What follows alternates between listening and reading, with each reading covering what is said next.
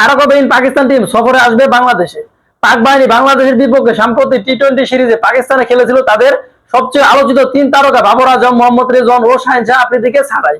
আর এই দ্বারা অব্যাহত রাখতে চায় আরো বেশ কিছুদিন। পাকিস্তান ক্রিকেট বোর্ড পিসিবি যে ভবিষ্যতের পরিকল্পনায় এই অভিজ্ঞ তারকাদের জায়গায় নতুন নতুন মুখের ভরসা রাখতে চায় তাই স্পষ্ট হয়ে উঠেছে বিভিন্ন সংবাদ মাধ্যমের প্রতিবেদনে। কেননা ভারতের বার্তা সংস্থা পিটিআই জানিয়েছে পাকিস্তানের সাদা বলের কোচ মাইক হেসন ও নির্বাচক প্যানেলের ভবিষ্যতে দল গঠনের লক্ষ্য নিয়ে তরুণদের নিয়ে নতুন করে ভাবছে পাকিস্তান ক্রিকেট বোর্ড।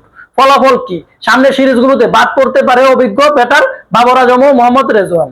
আগামী মাসে বাংলাদেশের মাটিতে 3 ম্যাচ টি-20 সিরিজ খেলার সম্ভাবনা রয়েছে পাক বাহিনীর। যদিও এখানে আনুষ্ঠানিক সূচি প্রকাশ হয়নি, তবে তার আগে জোরালো আভাস পাওয়া যাচ্ছে পাকিস্তানের সফর নিয়ে। পাকিস্তানে তাদের তারকা ব্যাটসম্যান ছাড়াই মাঠে নামবে এবারও।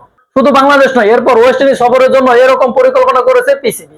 2 সিরিজের জন্য দল ঘোষণা করবে আগামী সপ্তাহে। উল্লেখ্য, বাবর আজম ও মোহাম্মদ রেজওয়ান সর্বশেষ পাকিস্তানের হয়ে টি-20 খেলেছিল 2023 সালের ডিসেম্বরে দক্ষিণ আফ্রিকার বিপক্ষে। এরপর নিউজিল্যান্ড ও পাকিস্তানের বিপক্ষে খেলা হয়েছে 8টি টি-20 ম্যাচ। একটিতেও দেখা যায় অভিজ্ঞ 2 ব্যাটারকে। এই ম্যাচগুলোতে দলের নেতৃত্ব দিয়েছেন সালমান আলী আক। তবে শাহিন শাহ আফ্রিদির ব্যাপারটা আলাদা, কেননা তাকে খেলানো হয়েছিল নিউজিল্যান্ডের বিপক্ষে। সেখানে তিনি হতাশাজনক পারফরমেন্স করেছেন। 4 ম্যাচে মাত্র 2 উইকেট নিয়ে 10.23 ইকোনমিক রেটে রান দিয়েছেন তিনি। এরপর বাংলাদেশের বিপক্ষে তাকে বিশ্রামে দেওয়া হয়। আসলে বিশ্রাম নয়, সেটা ছিল অন্য রকমের একটা পরিকল্পনা পিসিবি। পাকিস্তান দৃষ্টিভঙ্গিতে এটা ছিল বিশ্রাম নয়, বরং নতুন দলে ভিন্ন কৌশল প্রয়োগের একটা ইঙ্গিত।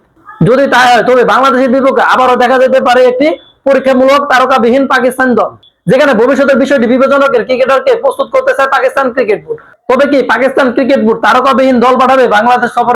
যদি এমনটা হয়, তাহলে বাংলাদেশ বনাম পাকিস্তানের ম্যাচ তো প্রস্তুত। আপনি প্রস্তুত তো?